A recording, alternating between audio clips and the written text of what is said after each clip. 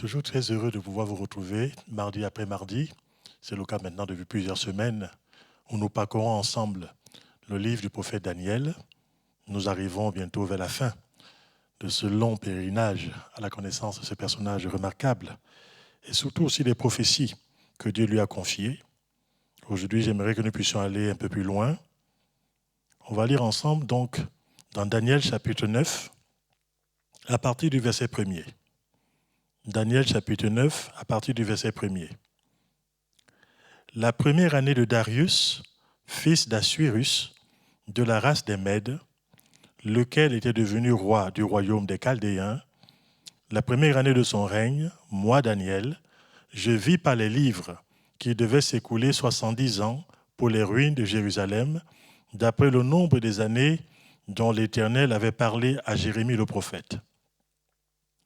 Je tournai ma face vers le Seigneur Dieu, afin de recourir à la prière et aux supplications, en jeûnant et en prenant le sac et la cendre. Je priai l'Éternel mon Dieu, et je lui fis cette confession. Seigneur, Dieu grand et redoutable, toi qui gardes ton alliance et qui fais miséricorde à ceux qui t'aiment et qui observent tes commandements. Nous avons péché, nous avons commis l'iniquité, nous avons été méchants et rebelles, nous nous sommes détournés de tes commandements et de tes ordonnances. Nous n'avons pas écouté tes serviteurs, les prophètes, qui ont parlé en ton nom à nos rois, à nos chefs, à nos pères et à tout le peuple du pays.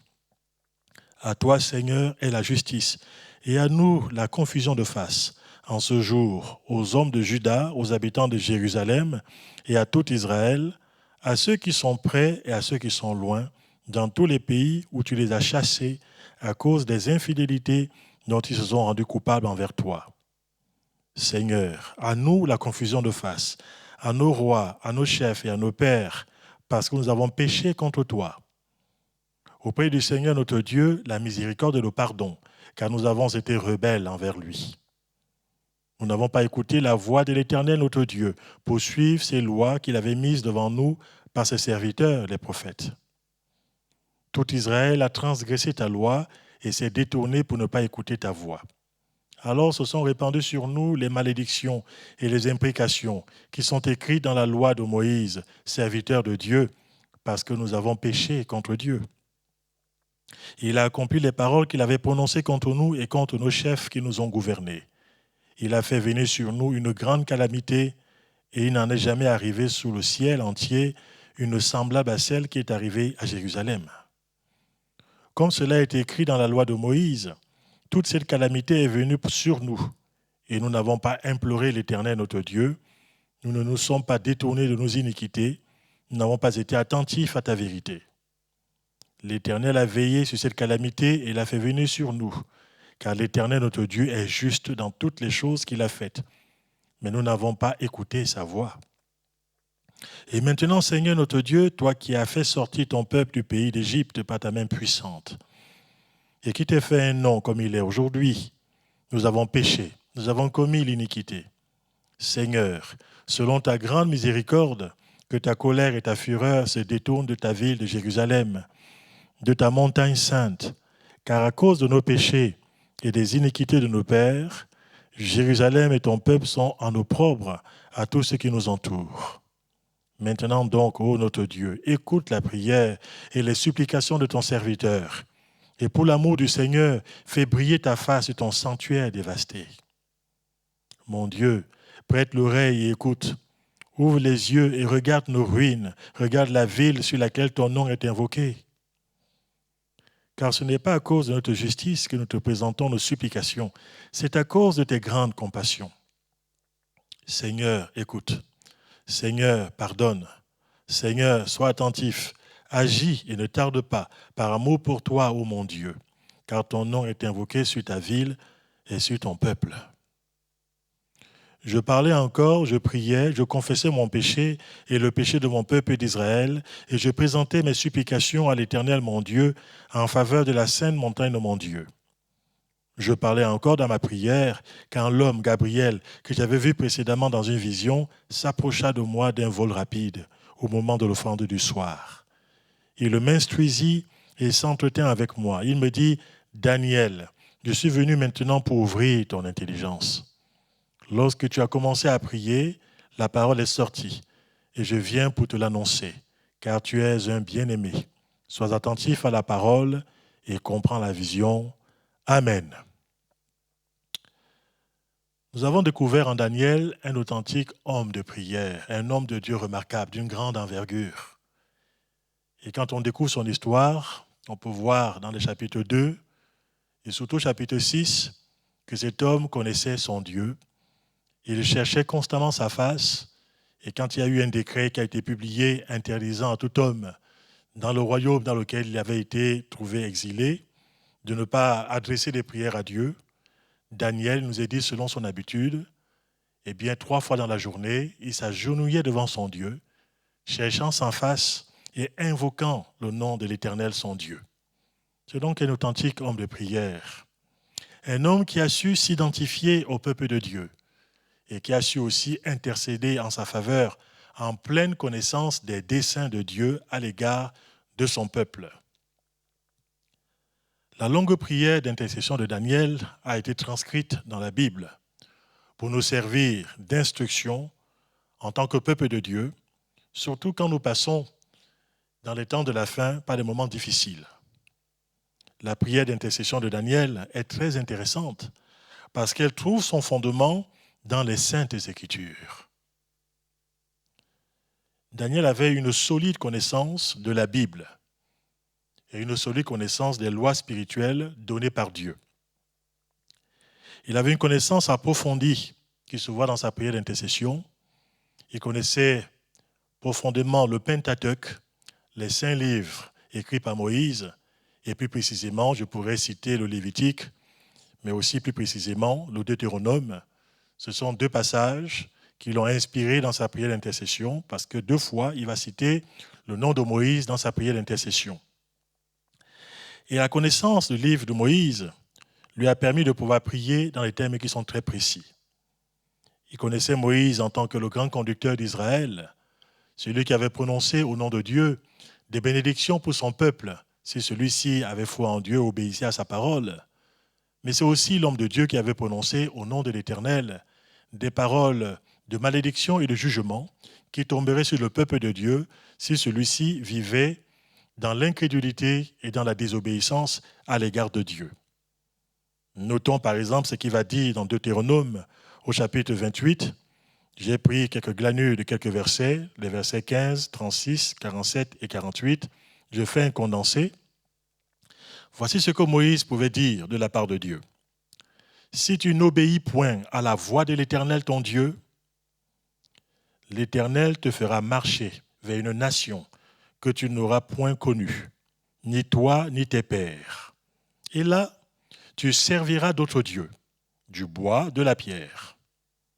Pour n'avoir pas, au milieu de l'abondance de toutes choses, servi l'Éternel ton Dieu avec joie et de bon cœur, tu serviras au milieu de la faim, de la soif, de la nudité et de la disette de toutes choses, les ennemis que l'Éternel enverra contre toi.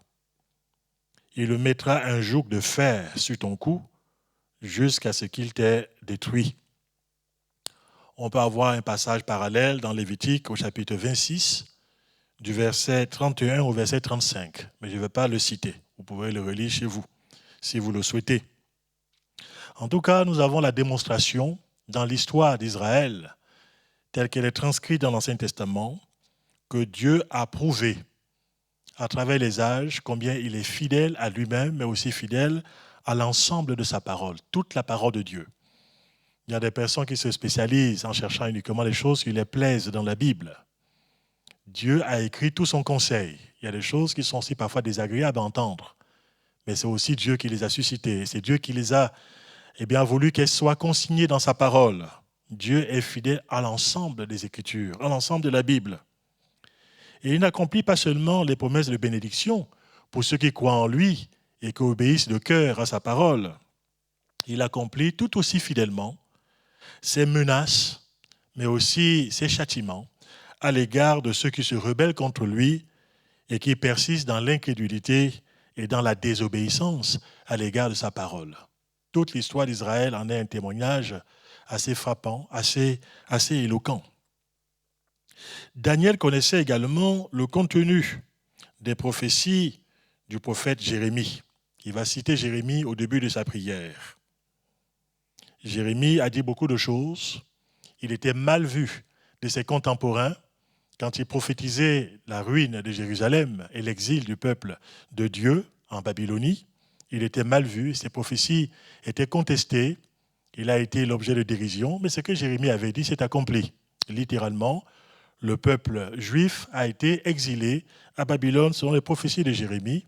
Au chapitre 25, par exemple, Jérémie avait annoncé très précisément le nom même du dictateur qui viendrait châtier Israël en ce temps-là.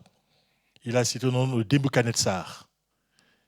Jérémie chapitre 25, du verset 9 au verset 12. Je vous cite un extrait de ce passage. Après qu'il a annoncé le nom de Nebuchadnezzar, qui sera un instrument de la colère de Dieu, un instrument du châtiment de Dieu à l'égard de son peuple rebelle et contredisant de cette époque-là. Alors, il va conclure en disant « Tout ce pays deviendra une ruine, un désert, et ces nations seront asservies au roi de Babylone pendant 70 ans. Mais lorsque ces 70 ans seront accomplis, je châtierai le roi de Babylone et cette nation, dit l'Éternel, à cause de leurs iniquités. » Là aussi, Dieu a été fidèle, non seulement par rapport à son peuple d'Israël, mais il a aussi été fidèle par rapport à l'histoire de cette nation babylonienne. Au chapitre 5 de son livre de Daniel, Daniel vient d'assister à la chute de l'empire babylonien. Le dernier roi, comme on l'a déjà vu ici dans les études bibliques, il se nomme Belshazzar. C'était un roi impudent, c'était un roi sacrilège, profanateur. On sait ce qu'il a fait au chapitre 5, puisque nous l'avons déjà vu ensemble. Et par la suite, il a été jugé par Dieu, avec cette extrémité de la main qui s'est mise à écrire sur le mur du palais. Et il nous a dit qu'il a été pesé par Dieu, il a été compté et son règne a été divisé. Ce jour-là même, cette nuit d'orgie, il nous a dit que Belshazzar a été tué. Daniel a donc vu le châtiment, non seulement de Belshazzar, le dernier roi de Babylone, et Daniel a compris, au travers de la connaissance qu'il avait des prophéties de Jérémie, que par conséquent, l'exil de son peuple devait bientôt arriver à son terme. Là aussi, Jérémie l'avait annoncé. Au chapitre 29 du livre de Jérémie, du verset 10 au verset 14, je vais citer ce long passage, parce qu'il est très instructif. On peut lire ceci. « Voici ce que dit l'Éternel. Dès que 70 ans seront écoulés pour Babylone, je me souviendrai de vous. Et j'accomplirai à votre égard ma bonne parole, en vous ramenant dans ce lieu. Car je connais les projets que j'ai formés sur vous, dit l'Éternel, projets de paix et non de malheur, afin de vous donner un avenir et de l'espérance. Vous m'invoquerez et vous partirez. Vous me prierez et je vous exaucerai. Vous me chercherez et vous me trouverez si vous me cherchez de tout votre cœur. Je me laisserai trouver par vous, dit l'Éternel, et je ramènerai vos captifs.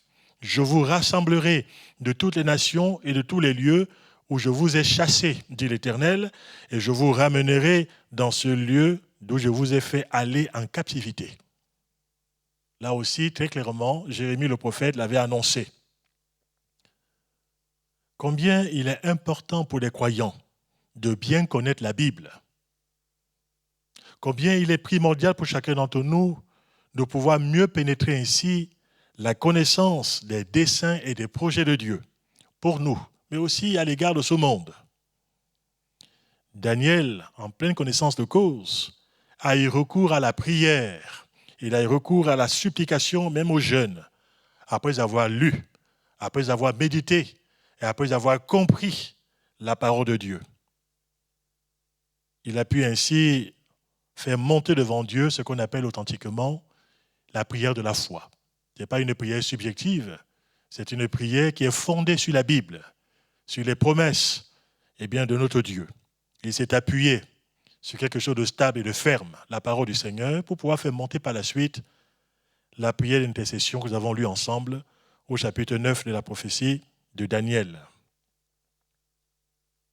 Daniel a compris que le temps où Dieu allait accomplir ses promesses approchait.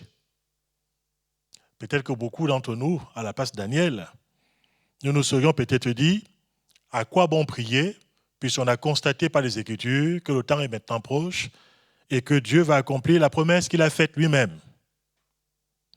Daniel ici, au travers de sa prière d'intercession, va nous livrer un secret qu'il est très important de connaître et de partager aussi autour de soi.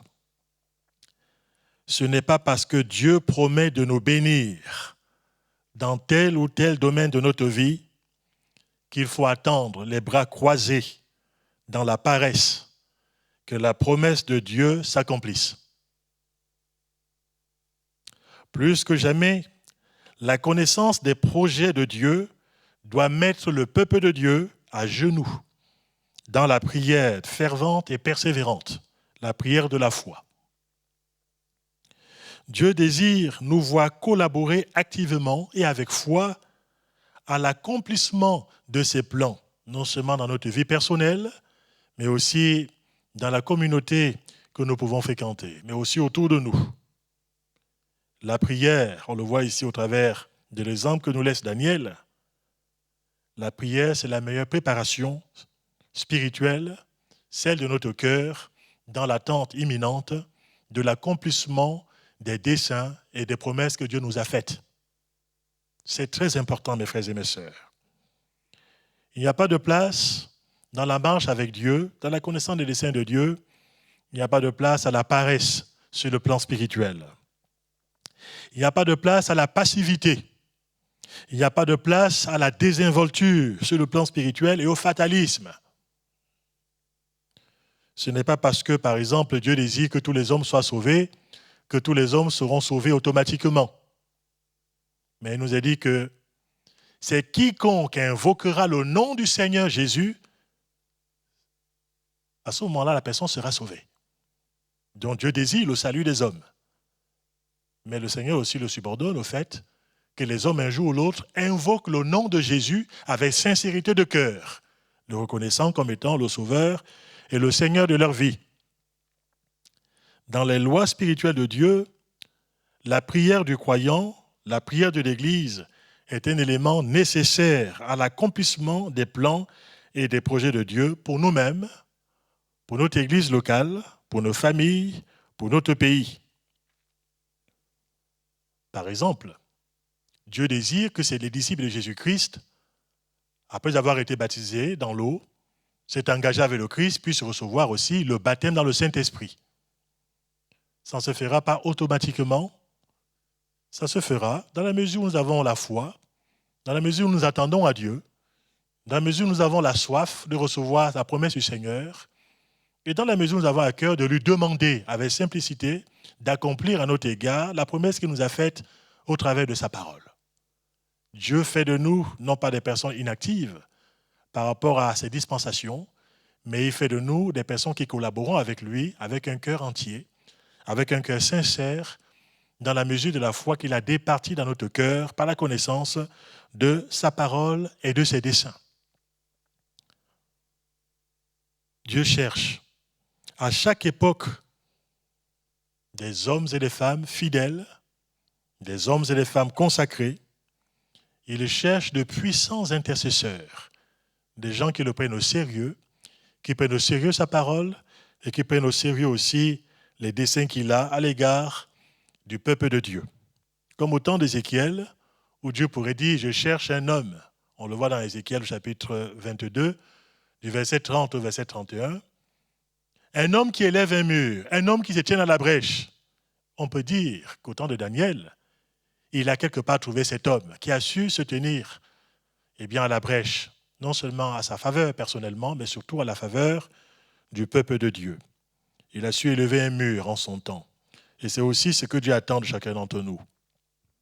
Il y a parfois des personnes qui attendent un réveil spirituel, comme s'il viendrait comme une pluie soudainement et sans aucune préparation spirituelle. Je pourrais vous garantir de la part de Dieu que je connais, au travers de sa parole, que le réveil ne viendra pas pendant que nous dormons. Il ne viendra pas pendant que nous avons les yeux fermés sur le plan spirituel. Il ne viendra pas pendant que nous sommes nonchalants dans la foi et dans l'obéissance à ses desseins. Le Seigneur va nous trouver debout, vigilants, dans la prière, nous attendons à recevoir de Dieu et faisant ce que nous avons à faire en ce qui nous concerne. Le Seigneur a voulu nous associer à l'accomplissement de ses desseins ici-bas sur la terre. Et pour ma part, j'estime que c'est une grâce qu'il nous fait. Daniel a été serviteur de son Dieu. La prière de Daniel, qui s'exprime au chapitre 9 ici, c'est aussi une mise en pratique précise d'une des facettes de la prière de dédicace que Salomon avait faite quand il a dédicacé le temple de Jérusalem. Nous avons des détails que nous trouvons dans le livre des rois, mais aussi le livre des chroniques. J'aimerais vous citer dans 1 roi au chapitre 8 ce que Salomon, en son temps, avait dit par rapport à la prière. 1 roi au chapitre 8, on va lire ensemble, du verset 46 jusqu'au verset 50.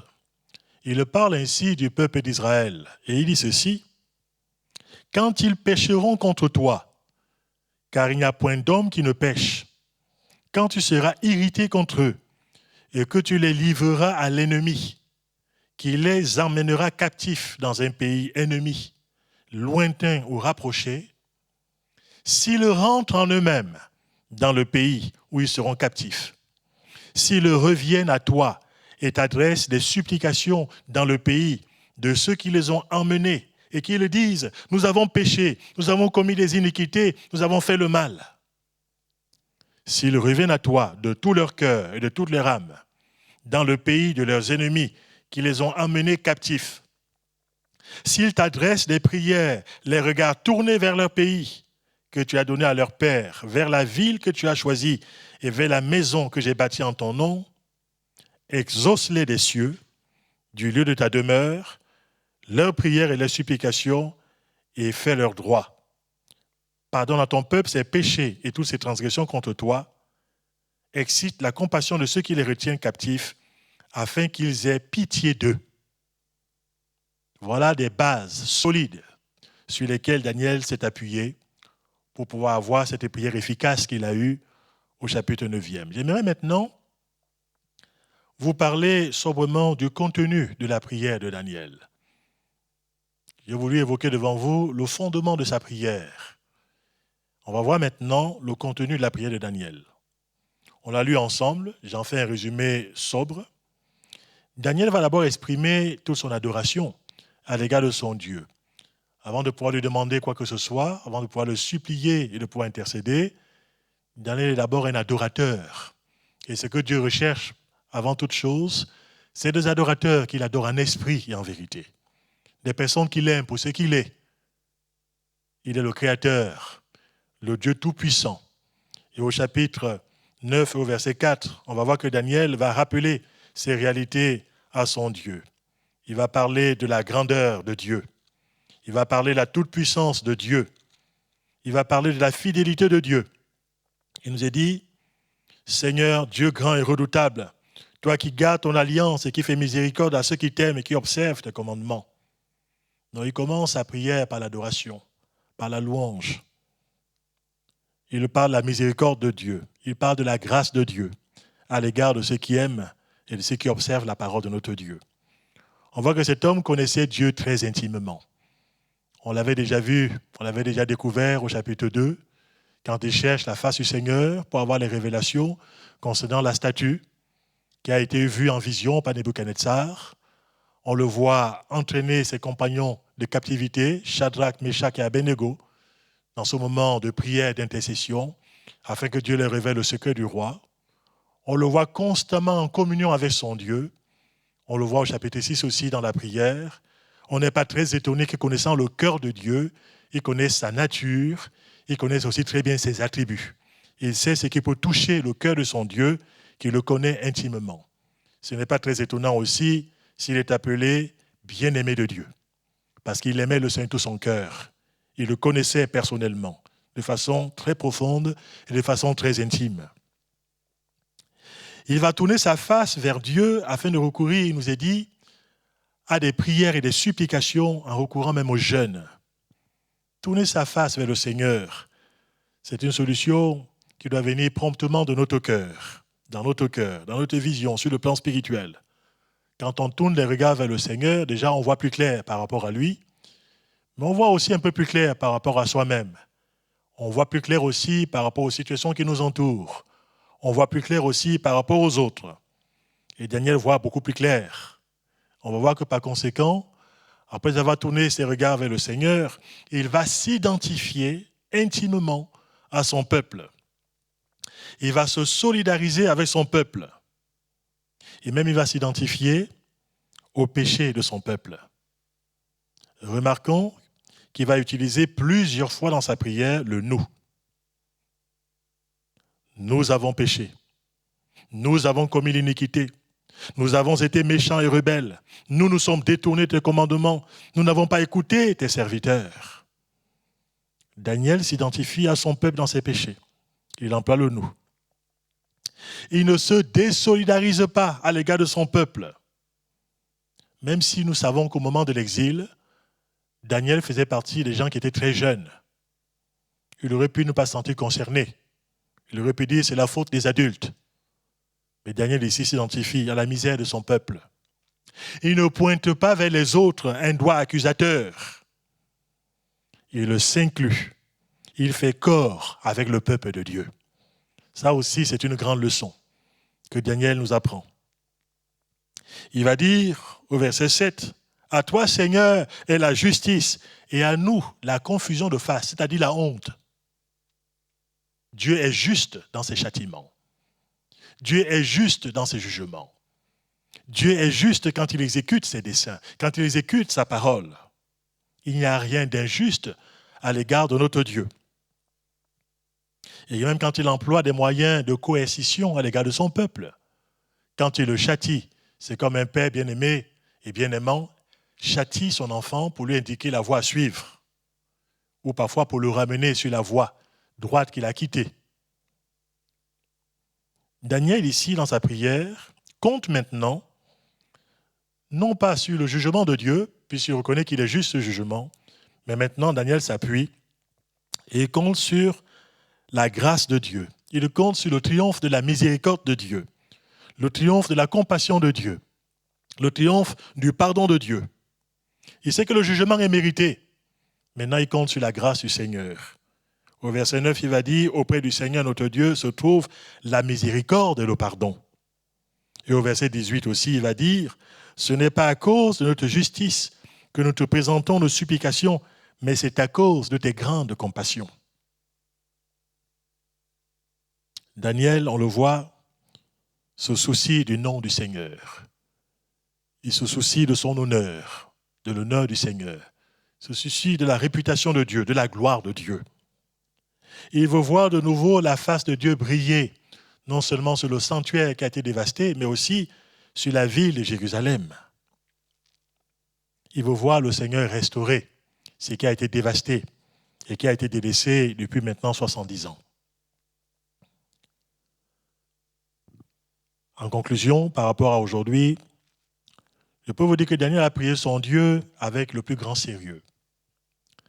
Son cœur était brisé par la vision du malheur et du péché de son peuple. Même si dans l'ensemble de son livre, Daniel est plutôt considéré comme étant quelqu'un d'irréprochable, puisque même ses ennemis ne trouvent rien à redire par rapport à sa conduite. On le voit dans Daniel chapitre 6 au verset 4. Et pour autant, Daniel, qui sait qu'il n'y a pas un seul homme juste de façon absolue ici-bas sur la terre, il se solidarise avec le péché des autres. Il prend part au péché des autres. Il sait que lui aussi n'est qu'un pécheur. Et que si Dieu l'admet dans sa présence, c'est à cause de ses compassions et de la grâce de Dieu. Il prend part et il prend sa part de responsabilité par rapport à l'état misérable dans lequel son peuple se trouve. En lisant cette prière de Daniel, je me dis et je me fais la réflexion et je prie que cette humilité de Daniel nous amène nous aussi à nous humilier. Cette humilité de Daniel nous enseigne dans les églises. Chacun dans l'église a sa part de responsabilité, à assumer devant Dieu quand les choses ne vont pas bien. quand la tiédeur s'installe, quand le péché prend de la force, chacun à son niveau. Tout membre dans une communauté se doit d'être solidaire de l'ensemble. Il est trop facile de vouloir se tenir à l'écart et de pouvoir s'irriter contre les autres. Se tenir à l'écart et de pouvoir juger sans cesse les autres. Il est beaucoup plus sain devant Dieu de pouvoir continuer à aimer le peuple du Seigneur, de pouvoir porter son fardeau et de pouvoir s'associer au peuple de Dieu, de pouvoir intercéder pour lui, de pouvoir l'aimer et de pouvoir chercher à ce que Dieu puisse faire grâce et qu'il puisse faire briller sa face de nouveau sur les uns et sur les autres et sur son œuvre de façon beaucoup plus générale. Nous prions que la gloire du Seigneur se manifeste de plus en plus dans notre propre génération. Nous prions que sa face brille dans nos familles, qu'elle brille dans notre Église, dans notre pays, autour de nous. Et pour cela, Dieu attend de nous que nous soyons des intercesseurs, avec un cœur semblable à celui de Daniel. On remarquera ici, et j'ai fini avec cela, que Dieu a exaucé la prière de son serviteur. On a pu le voir du verset 20 au verset 23. Il nous est dit, je parlais encore dans ma prière, verset 21, quand l'homme appelé Gabriel, on sait que c'est un ange, il s'approcha de moi d'un vol rapide au moment de l'offrande du soir. Daniel priait au moment de l'offrande du soir. Il s'approche de Daniel. On va constater que Dieu a exaucé sa prière, sa requête. Il avait demandé des choses précises à Dieu. Il avait demandé à Dieu le pardon pour son peuple, mais aussi pour sa vie personnelle. Il avait demandé aussi que Dieu mette fin à la captivité de son peuple et puisse le restaurer dans son état initial en le ramenant non seulement à Jérusalem, mais aussi en faisant briller de nouveau sa gloire dans le sanctuaire qui avait été dévasté. Dieu va lui annoncer par l'ange Gabriel non seulement la restauration de Jérusalem, mais aussi, par la suite, on le sait, la venue du Messie, qui mettra un fin au règne du péché, qui va expier les fautes de son peuple, qui va établir la justice éternelle et qui va triompher de tous ses ennemis. Dieu peut agir infiniment, et même au-delà de tout ce que son peuple repentant, son peuple humilié, brisé dans son cœur, peut demander dans ses prières avec des supplications, dans un état d'adoration, de prière, dans l'amour du nom de notre Seigneur et dans l'amour du peuple de Dieu. Qui sait, mes frères et mes sœurs, ce que Dieu peut faire avec vous, avec moi, si nous décidons et si nous choisissons tous les jours de pouvoir cultiver, avec la grâce de Dieu, les dispositions de cœur qui se trouvent manifestées dans la vie de Daniel. J'aimerais que nous puissions terminer par la prière. Nous te remercions, notre Père Céleste, pour ta grâce dans nos vies. Nous te remercions, Seigneur, parce que c'est vrai que nous avons besoin que tu puisses de plus en plus te révéler à nos cœurs, que nous puissions te connaître intimement, comme Daniel te connaissait. Et pour nous qui sommes dans une nouvelle dispensation, celle de la grâce et du Saint-Esprit, nous devrions te connaître encore mieux que nous te connaissait Daniel. Tu nous as fait la grâce de pouvoir faire habiter ton esprit en nous. Tu nous as accordé des privilèges que Daniel ne connaissait pas. Et pourtant, déjà en son époque, tu l'appelais bien-aimé. Seigneur, quand tu nous vois aussi, tu veux nous appeler bien-aimés, Seigneur. Nous voulons cultiver notre relation avec toi, notre intimité avec notre Dieu. Nous voulons, mon Dieu, nous solidariser avec l'Église dans laquelle tu nous as placés. C'est trop facile de se mettre à l'écart, de critiquer. C'est trop facile de se mettre à l'écart, de pouvoir contester. C'est trop facile de pouvoir dire que la faute, c'est toujours pour les autres. Seigneur, mon Dieu, tu nous montres que l'humilité est très importante pour chacun d'entre nous. Qui sommes-nous, Seigneur, notre Dieu? C'est une grâce que tu nous accordes. Fais partie de ton peuple. Et nous voulons aimer ton Église, nous voulons aimer ton œuvre. Nous voulons que tu nous donnes des sentiments qui sont répandus dans le cœur de Christ, qui nous soient communiqués par le Saint-Esprit. Et nous voulons intercéder pour l'Église, intercéder pour le monde dans lequel tu nous as placés. Trouve en nous des intercesseurs efficaces, fidèles, persévérants, que nous puissions aussi voir la gloire de notre Dieu dans notre pays, dans notre famille, dans nos vies personnelles, dans l'Église dans laquelle tu nous as placés. Cela pour la louange et la gloire de ton nom, au nom de Jésus-Christ. Amen. Gloire à notre Dieu.